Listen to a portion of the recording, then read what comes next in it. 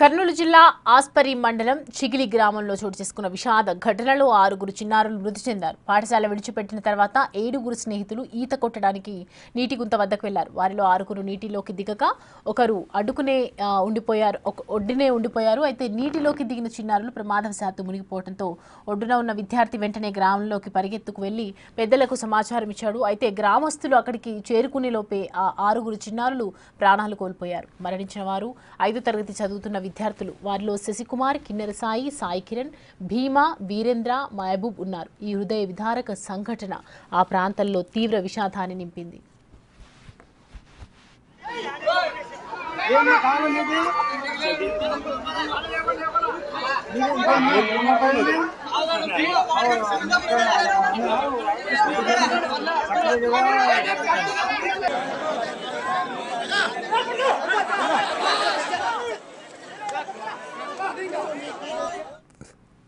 నీటి కుంటలో పడి 6 చిన్నారుల మృతిపై ముఖ్యమంత్రి చంద్రబాబు దిగ్భ్రాంతి వ్యక్తం చేశారు. బాధిత కుటుంబాలకు ప్రగాఢ సానుభూతి తెలిపారు.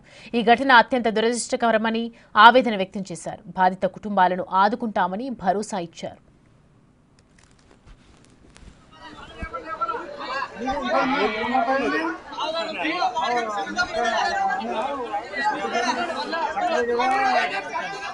స్కూల్ చుట్టుపక్కల ఉన్న నీటి గుంతలను పూడ్చి ఉంటే ఈ ప్రమాదం జరిగేది కాదన్నారు ఎమ్మెల్యే విరూపాక్షి. మృతి చెందిన ప్రతి విద్యార్థి కుటుంబానికి 50 లక్షల పరిహారం ఇవ్వాలన్నారు.